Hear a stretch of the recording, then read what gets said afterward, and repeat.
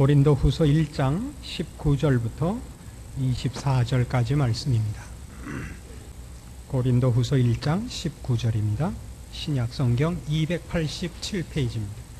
우리 곧 나와 실루아노와 디모데로 말미암아 너희 가운데 전파된 하나님의 아들 예수 그리스도는 예하고 아니라 함이 되지 아니하였으니 저에게는 예만 되었느니라.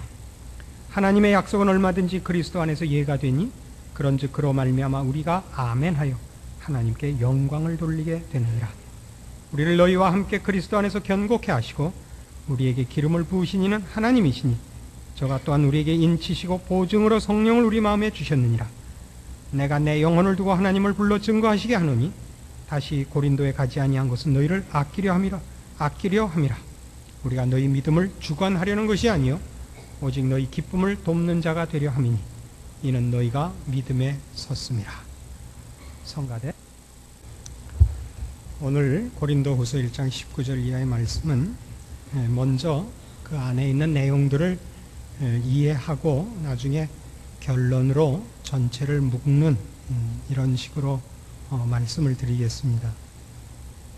19절에 보시면 우리 곧 나와 실루아노와 디모데로 말미암아 너희 가운데 전파된 하나님의 아들 예수 그리스도는 예하고 아니라 함이 되지 아니하였으니 저에게는 예만 되었느니라. 이렇게 표현이 됩니다. 지금 사도 바울이 얘기하려는 것은 이겁니다. 내가 너희에게 가려는 계획을 변경한 것은 너희를 위해서 변경한 것이다. 이건 지혜의 문제예요.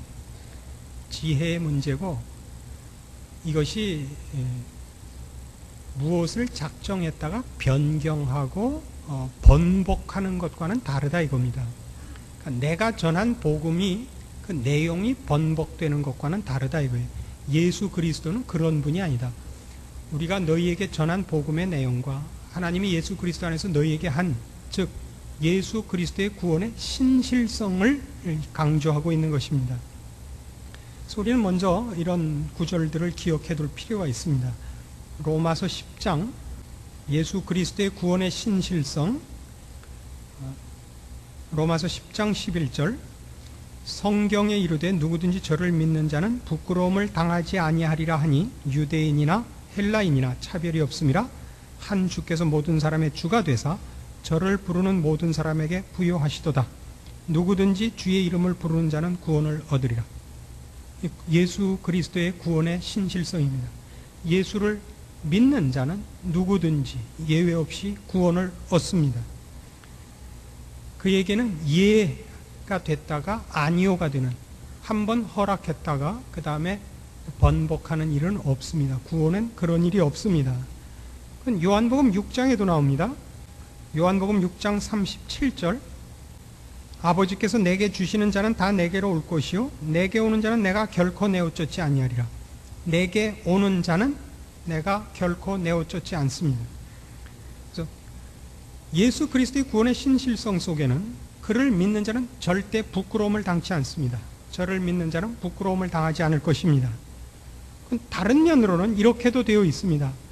아버지께서 내게 주시는 자는 절대 내가 놓치지 않는다라는 뜻으로도 설명이 됩니다. 같은 요한복음 6장 39절 나를 보내신 이의 뜻을 행하려 함이라. 나를 보내신 이의 뜻은 내게 주신 자 중에 내가 하나도 잃어버리지 아니하고 마지막 날에 다시 살리는 이것이니라. 이겁니다. 그러니까 우리가 지금 보는 고린도후서 1장 19절에 있는 예수 그리스도는 예하고 아니라 함이 되지 아니하였으니 저에게는 예만 되었느니라요. 예수 그리스도 안에 있는 구원의 신실성입니다. 그 구원의 영원성입니다.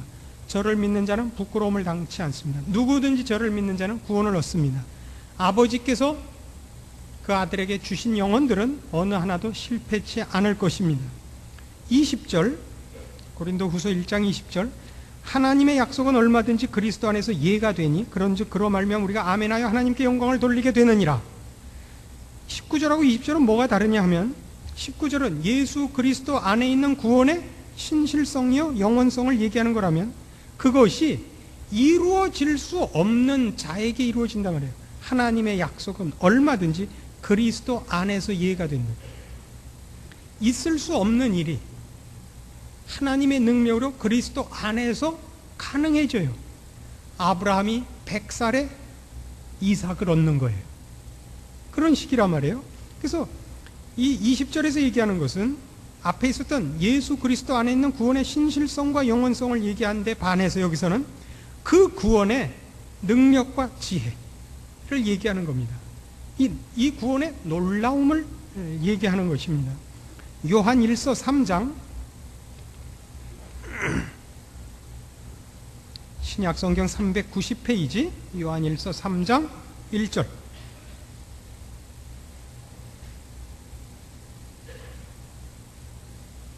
보라, 아버지께서 어떠한 사랑을 우리에게 주사 하나님의 자녀라 일컬음을 얻게 하셨는고 우리가 그러하도다. 그러므로 세상이 우리를 알지 못함은 그를 알지 못함이니라. 보라, 아버지께서 어떠한 사랑을 우리에게 주사 하나님의 자녀라 일컬음을 얻게 하셨는고. 우리말 성경이 아주 번역을 잘한 겁니다. 참으로 그렇습니다. 우리가 얻은 구원이 얼마나 놀라운 것인가. 왜요? 여러분들도 잘 아시다시피 이것이 얼마나 놀라운 구원입니까? 우리가 아직 죄인 되었을 때 그리스도께서 우리를 위하여 죽으심으로 아버지께서 우리에 대한 자기의 사랑을 확증하셨느니라. 그렇죠? 우리가 아직 죄인 되었을 때, 우리가 하나님을 알지도 못할 때, 그를 찾지도 않을 때 하나님께서 우리를 구원하시려고 그 아들을 십자가에 못 박으신 사건이 그리스도 안에 있는 구원이요, 그 구원에 나타난 하나님의 지혜요, 능력이요, 사랑이요, 은혜인 것입니다. 베드로전서 1장으로 가보시죠. 요한 1서 앞에가 베드로 후서고 그 앞이 베드로전서입니다.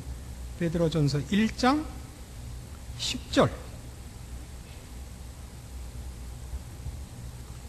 베드로전서 1장 10절. 이 구원에 대하여는 너희에게 임할 은혜를 예언하던 선지자들이 연구하고 부지런히 살펴서 자기 속에 계신 그리스도의 영이 그 받으실 고난과 후에 얻으실 영광을 미리 증거하여 어느 시 어떠한 때를 지시하시는지 상고하니라. 이 섬긴 바가 자기를 위한 것이 아니요 너희를 위한 것임이 계시로 알게 되었으니 이것은 하늘로부터 보내신 성령을 힘입어 복음을 전하는 자들로 이제 너희에게 고한 것이요 천사들도 살펴보기를 원하는 것이니라. 놀라운 구원입니다. 놀라운 구원입니다. 천사들도 살펴보기를 원하는 것. 어떻게 이런 일이 있을 수 있는가? 라고 천사들도 놀라는 일입니다. 에베소서 1장에 가면 좀 더 노골적으로 이렇게 표현되어 있습니다. 구원은 에베소서 1장 3절.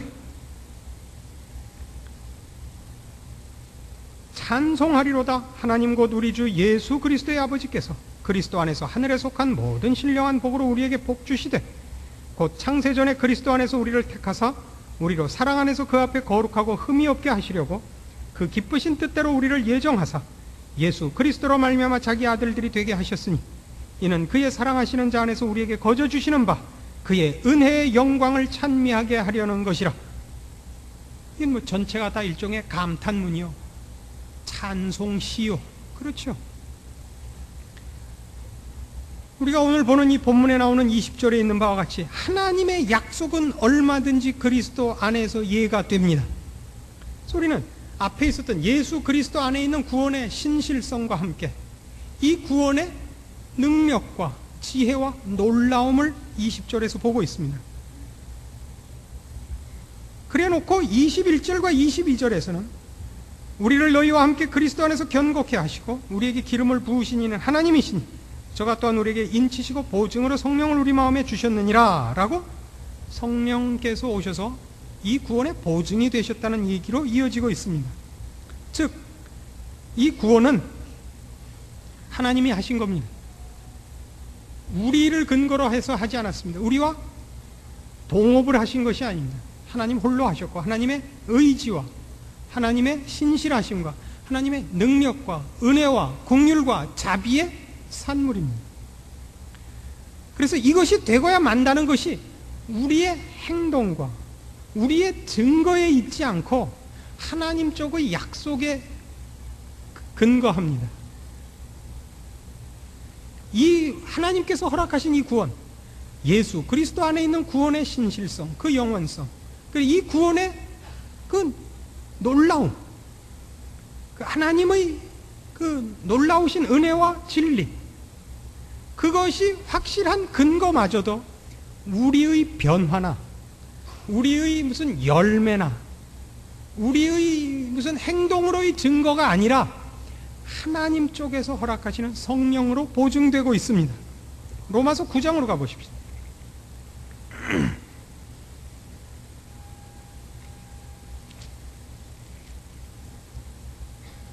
로마서 9장 15절.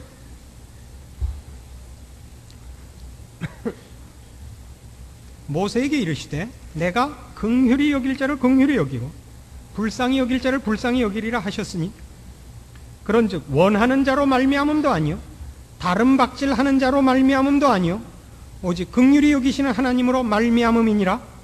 성경이 바로에게 이르시되 내가 이 일을 위하여 너를 세웠으니 곧 너로 말미암아 내 능력을 보이고 내 이름이 온 땅에 전파되게 하려 함이로라 하셨으니 그런즉 하나님께서 하고자 하시는 자를 긍휼히 여기시고 하고자 하시는 자를 강팍해 하시느니라. 하나님이 하셨고 하나님이 맹세하시고 그 근거를 세우시고 그 목적을 향하여 지금도 일하고 계십니다. 그리고 그렇게 하시고야 만다는 증거도 하나님 쪽에서 증인이 오시지 우리 쪽에서 증거를 내세울 것이 없습니다. 자, 이런 얘기가 왜 이 고린도후서 1장 19절에서 22절에 이르도록 이 얘기가 왜 있어야 되냐 이겁니다. 우리는 지금 무슨 얘기를 하고 있었느냐 하면 고린도후서를 시작하자마자 고린도 교회의 못난 것과 고린도 교회 교인들의 못난 것과 그래서 애가 타는 사도 바울을 보고 있습니다. 사도 바울이 저들의 못난 것과 미련한 것을 꾸중합니다. 그러나 그 꾸중이 왜 하는 꾸중이냐 하면 저들을 꾸짖어서 너희가 회개하면 내가 이제 너희를 다시 받고 내가 꾸짖어서 너희가 회개하지 않으면 이제 난 모른다 이런 최후 통첩이 아니라 너희는 하나님께서 사랑하는 자녀들이다. 하나님께서 예수 그리스도의 피로 값주고 산 교회다. 이걸 알고 있어요. 근데 저들이 실패했어요. 그러나 저들이 실패했다고 하나님이 저들을 버리지 않는 것을 안다고요. 그러니까 사도 바울의 꾸중은 저들을 돌이키기 위한 꾸중이지 나 이제 세 번째 얘기하는 거다. 이번에 얘기해서도 못 알아들으면 난 내 책임 없다. 이런 식으로 얘기하는 건 아니란 말이에요. 그러니까 바울이 꾸중을 하고 있으면서 내 꾸중을 듣고 나를 따를 것인가 안 따를 것인가 이걸 선택하려는 거 아니다 이거예요. 너희는 결국 내 꾸중에 돌아와야 된다 이거예요.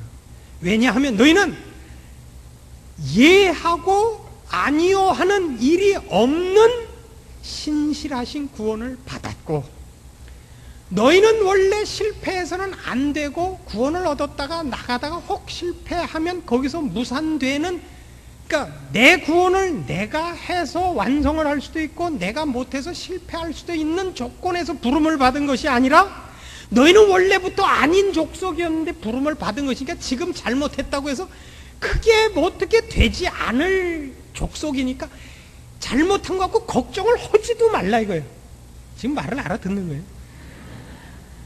지금 사도 바울이 이 얘기를 나열한 이유를 이제 아시겠어요?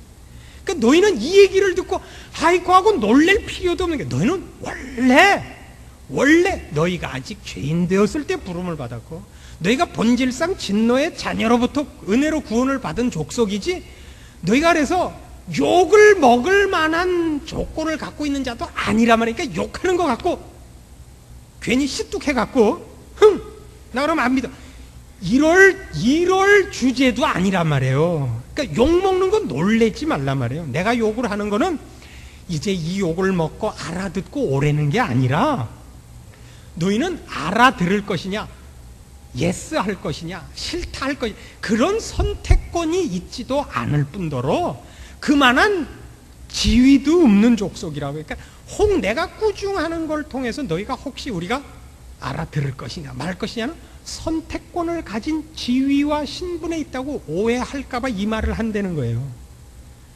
너희는 돌아와야 돼요. 지금 잘못하고 있어요. 그러니까 돌이켜야 되는데 그 돌이키는 것이 나는 돌이킬 수도 있고 안 돌이킬 수도 있는 것 같이 듣지 말라 말이에요. 더 괄세하는 거예요. 무슨 말인지 아시겠죠? 너희는 돌이킬 수도 있고 안 돌이킬 수도 있는 권리를 갖고 있는 자가 아니라 너희는 돌이킬 수밖에 없는 자라 이거예요. 그리고 너희 실력으로는 못 돌이킨다 이거예요. 너희 실력으로는 못 돌이키는데 하나님이 예수 그리스도 안에서 너희를 구원했기 때문에 너희는 돌이킬 수밖에 없으니까 내 말을 들으라는 거예요.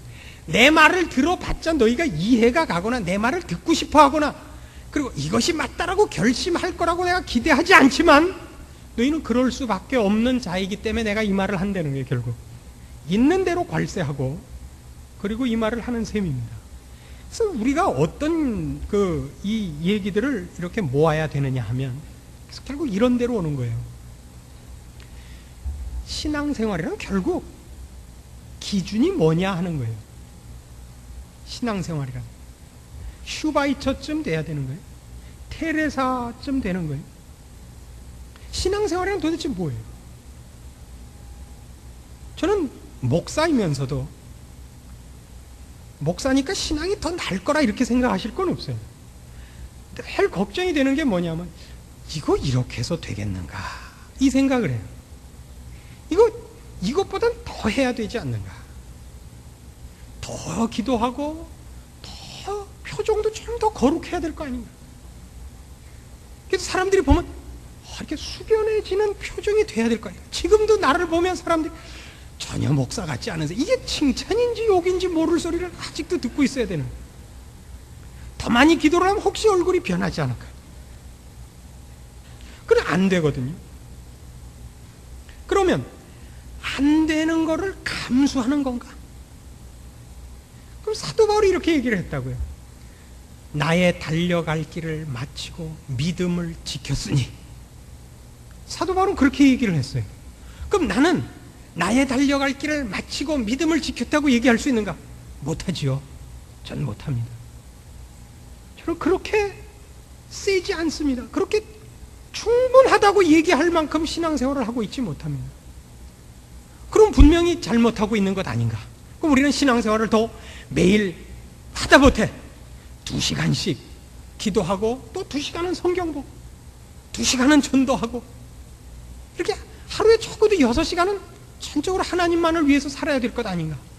근데 기도 2분 하고 성경 2분 보고 전도 2분 하고 6분밖에 안 하니 이거 어떻게 하면 좋으냐? 하나님 이렇게 저는 못합니다. 처음부터 그러지 않았습니까? 성경이 처음부터 밝히는 것이 우리는 의인이 아니며 우리는 선을 행하지 못하며 우리는 벌레라고 되어 있지 않습니까? 그것을 인정하고 주님께 의지하는 것이 신앙 아닌가요? 조금 전에도 말씀드린 바와 같이 나의 달려갈 길을 마치고 믿음을 지켰다는 말과 비교해서는 우린 분명히 신앙인이 아닌 거예요. 그러나 사도 바울이 자기 달려갈 길을 마치고 믿음을 지켰다는 건 무슨 뜻이에요? 그가 우리가 생각하는 식으로 완벽한 신앙생활을 했다고 우리는 생각할 수가 없는 게, 그가 완벽한 신앙생활을 했으면 고린도 후서는 왜 써요 도대체? 이런 걸 쓸 필요가 없게 고린도 교회 교인들이 그냥 사도 바울만 보면 그냥 할 말이 없었어야죠. 그냥 쳐다만 보고 감동을 받고 그가 말만 한 걸로 충분했어야지. 편지까지 보낼 만큼 이렇게 무슨 뒷사건이 안 생겨야 되는 거 아니에요? 사도 바울의 모든 생애는 사람들이 그를 사도로 취급하지 않은 것이며 그를 하나님의 일꾼으로 아무도 인정치 않은 생애였다고요. 그는 범인으로 취급받았고 그는 오히려 하나님께서 죽이기로 작정한 자 같은 대접을 받았다고요. 고린도전서에 나오는 것 같이 미말에 두셔서 모든 세상의 구경거리가 됐다. 사람과 천사들에게. 그는 말 하나 제대로 할 줄 모르고 생긴 것도 별로 영향력을 주게 생기지 못했고 사람들에게 그렇게 귀하게 대접받을 부분이 없었다 그래요. 우리는 많은 사람으로부터 바로 이 신앙 문제에 대한 이 도전에 우리는 갈피를 잡지 못합니다. 무엇이 신앙의 기준이냐? 매일매일의 우리의 신앙생활 속에서 우리는 무엇을 놓고 나를 채찍질해야 되는가? 이렇게 답을 할 수 있습니다. 오늘 거기에 일종의 답이 하나 나옵니다. 사도 바울이 고린도 교회 교인들을 꾸짖는 것은 이겁니다. 그들의 실패를 실패로 인정치 않는 것입니다. 그들이 지금 사도 바울이 가르친 것을 다 배반하고 거짓 교사들을 따라서 미혹되고 그리고 사도 바울까지 매도하고 있습니다. 그러나 사도 바울은 이렇게 얘기합니다. 너희 가운데 전파된 하나님의 아들 예수 그리스도는 예하고 아니라 함이 되지 아니하였느니라. 이 말은 무슨 말이죠? 예수 그리스도께서 한번 그의 자녀로 부르신 자들은 절대 실패하지 않는다. 취소되지 않는다.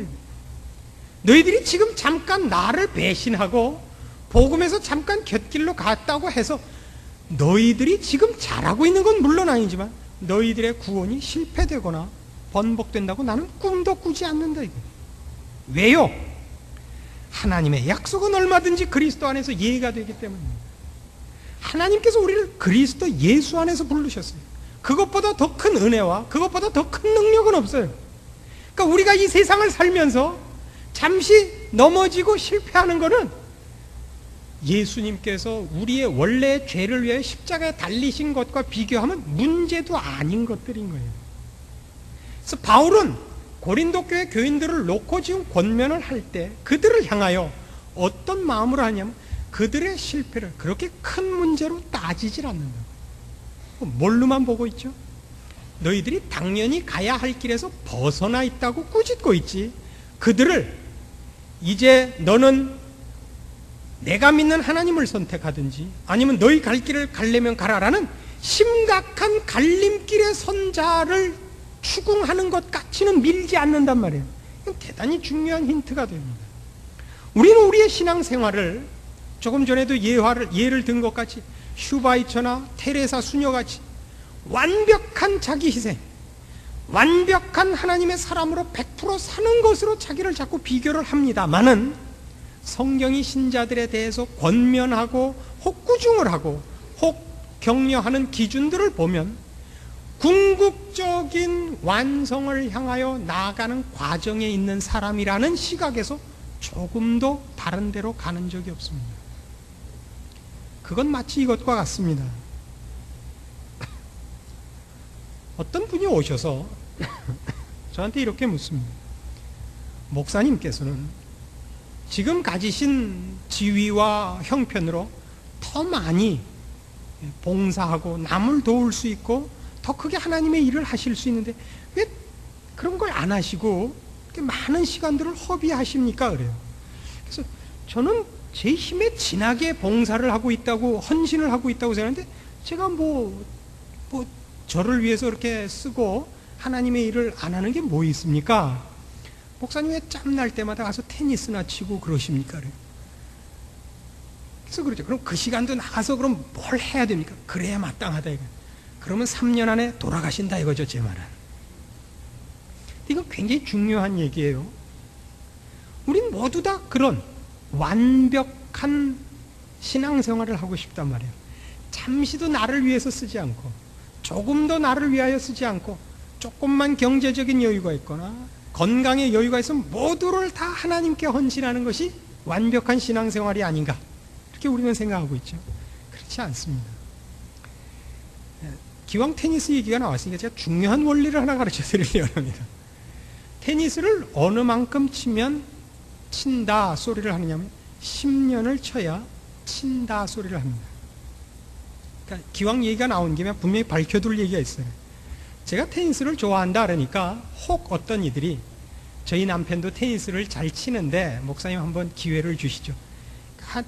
공 넘기는 것 같고 친다 그러지 않습니다. 그러니까 행여나라도 꿈에라도 같이 칠 꿈을 꾸지 마십시오. 저는 대단히 잘 칩니다. 그래서 오늘 아예 못을 박아 놓으려고 합니다. 10년이라는 세월은 아무리 열심히 해도 3년으로 10년을 뛰어넘지를 못합니다. 10년을 채워야 됩니다. 거기에는 많은 것들이, 공친 시간 이외에 많은 것들이 거기 필요한데 테니스 라켓을 잡고 시작해서 첫 한 해가 중요합니다. 왜요? 첫 한 해 동안에 90%가 포기를 합니다. 무엇 때문에 포기를 하냐면 이게 생전 늘지를 않습니다. 공이 마음먹은 대로 넘어가지 않고 괜히 손가락에 물집만 생기고 손바닥만 까집니다. 게다가 공을 좀 넘길만 해서 동네 테니스 클럽에 나가가지고 회원으로 가입을 하면 좀 잘 치는 사람들이 붙여주질 않아요. 어떻게 안 붙여주는지 아십니까? 3명이 나와서 팀이 안 돼갖고 셋이서 공만 넘기고 있다가 못 치는 사람 하나가 오면 불러다 넷이서 게임을 하면 될 것 같은데 그 빈자리에 못 치는 사람 하나가 끼는 걸 허락을 안 해요. 셋이서 치다가 그냥 가면 갔지 못 치는 사람을 붙여주질 않습니다. 못 치는 사람 셋이 있는데 잘 치는 사람 하나가 나왔어요. 와서 한 게임 해주시죠. 안 해요. 그거를 다시 보따리 챙겨서 가는 게 테니스 코트에서의 풍경들입니다. 10년이 지나지 않으면 그 이유를 모릅니다. 그래서 그 괄세를 이겨내는 사람만 고수가 됩니다. 그러니까 고수는 공을 잘 친 사람이 아니라 그 괄세를 하여튼 넘어서서 10년 동안 라켓을 안 놓은 사람입니다.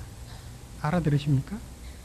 그러니까 테니스를 10년을 쳤으면 테니스 실력이 는 것이 아니라 인격이 둬야 되는 겁니다. 인생살이 어느 곳에나 그런 원칙이 있겠습니다만 그건 대단히 무서운 어떤 저한테도 좋은 훈련 과정이었습니다. 테니스 코트에서는 목사라는 것이 아무 무슨 힘을 쓰지 못합니다. 그래서 그 10년을 내가 치는 테니스를 잘 치기 위하여 얼마나 노력하고 애를 써야 되는지 모릅니다. 연구하고 연습해야 됩니다. 하다가 실패한 걸로 당신 테니스 칠 거야 안 칠 거야 이렇게 묻는 사람 아무도 없습니다. 본인이 놓고 그만두는 사람만 손해입니다. 버티고 있으면 어느 날 그걸 극복하고 넘어갑니다. 신앙생활이 그와 같다고 얘기를 하고 싶어서 그럽니다. 여러분은 어느 날 앙심을 먹고 나오면 10년이나 20년이나 30년이라는 그런 긴 세월의 연습 없이 과정 없이 어느 날 갑자기 슈바이처가 되고 테레사가 되고 예수님이 되고 가브리엘이 된다고 생각하지 마십시오. 신앙생활은 어떤 생활이냐 하면 내가 하고 싶은 목표와 수준은 저 앞에 있는데 그렇지 못한 것을 확인했을 때 자포자기하지 않고 하나님의 약속은 얼마든지 그리스도 안에서 이해가 되느니라 라고 믿고 버티고 있는 겁니다. 이거 대단히 감동스러운 얘기인데 이런 데는 전부 이상하게 하고 있어요. 우리는 전부 신앙생활에 어떤 그 이상형을 만들어 놓고 눈빛을 한번 돌려도 거룩해지고 말 한마디만 하면 상대방 마음이 싹 뭉클해지는 이런 식의 자신을 생각하고 그런 식의 영향력을 기대하고 있어요. 그리고 그것을 어느 날 아주 정말 머리 빡빡 깎고 금식하고 기도하고 성경책 다 삶아 먹고 그리고 한번 정말 간절한 마음으로 딱 돌아서면 되는 아니란 말이에요. 그게 아니라 신앙생활은 그렇게 되기 위하여 매일 하루에 딱 하루만큼 가는 거예요. 마음은 하루에 10년을 가는데 하루를 살아도 딱 하루가 있는 거예요. 그러니까 10년과 하루니까 답답하지요. 좌절스럽죠. 그래서 늘 나오는 소리가 뭐냐? 하나님 난 아닌가 봐요. 이거예요. 하나님 난 아닌가 봐요. 저 내버려 두시고 딴 데 가서 좋은 사람 찾아서 하세요. 이러고 싶다고요. 하나님도 이제 그만하세요. 저 하나님만 아니었으면 저 벌써 포기하고 저도 그만뒀을 텐데 괜히 붙잡고 계셔갖고 여기까지 왔잖아요. 이러고 싶단 말이에요.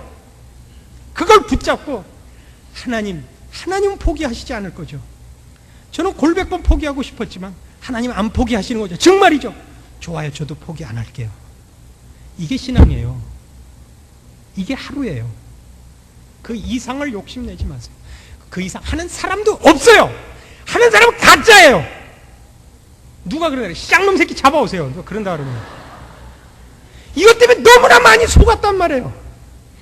누가 그렇게 해요? 그 사람은 그 10년, 그 30년 지나와서 한 거 아니에요. 자기는 하루아침에 기도해서 받은 것 같이 그래요. 왜? 우리도 30년 가면 되고 300년 가면 돼요. 하나님의 약속은 그리스도 안에서 얼마든지 이해가 돼요. 모세도 그 왼수가 거기 간 거예요. 태어나서부터가 아니라 아브라함도 그 왼수에서 거기까지 간 거예요.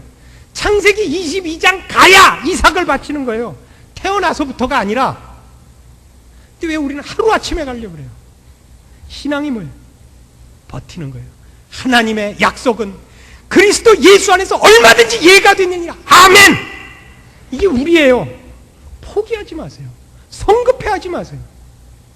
여러분, 부모가 포기하고 자신이 자신을 포기해도 하나님은 포기하지 않아요. 신자가 됐다는 것은 포기할 수 없는 인생이요, 그 영광으로 가는 길을 아무것도 막지 못한다는 약속이요, 운명입니다. 그것이 우린 줄 아시고, 여러분 모두의 지금 꼬라지가 어디라도 좋아요. 거기에서 포기하지 마세요. 버티세요. 그러면요, 가만히 있어도 하루에 조금씩 늘어요. 커요. 하나님의 사람으로 나가요. 누가 더 오래 견디느냐가 신앙이요, 믿음이요, 잘난 것이지. 어느 날 뻔때 있게 자기 자신을 증명하고 싶어서 우리는 서두르는 것입니다. 하나님의 은혜를, 하나님의 일하심을 우리가 서둘러서 자기 잘난 척하려고, 그런 미혹에 빠지지도 마시고, 그렇게 말하는 사람에게 귀 기울이지도 마시고, 여기 사도 바울이 얘기하는 것처럼 우리를 향하신 하나님의 놀라우신 은혜와 사랑과 인도하심 속에서 포기하지 말고 하루하루를 하나님의 사람으로 커가기로 작정하고, 누가 뭐래도 우리는 이제 포기하지 않기로 그렇게 믿음 위에 서는 것입니다. 기도하십시다. 하나님 아버지 은혜를 감사합니다. 우리를 사랑하시고 그리스도 예수 안에 두셨으니 아무도 우리의 길을 막을 수 없음을 믿습니다.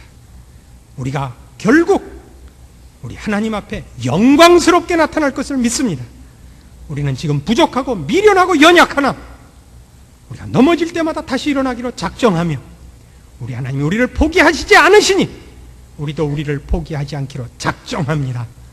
부디 우리 마음에 지혜로운 마음 주시고 끈기 주시고 믿음 주사 하나님께서 허락하신 이 자녀라는 이름에 걸맞는 자리에 서기까지 우리 쉼없이 전진하고 주 앞에 엎드려 기도하고, 잘못하면 회개하고, 미련할 때 기도하여 지혜를 구하고, 연약할 때 도우심을 구하고, 우리 하나님만 의지하여 그 부르신 부름의 자리까지 다 도달하도록 우리 하나님 지키시는 것과 우리가 하나님 안에서 지켜내는 믿음이 함께 열매 맺는 아름다운 증거들 보게 하시옵소서, 누리게 하시옵소서.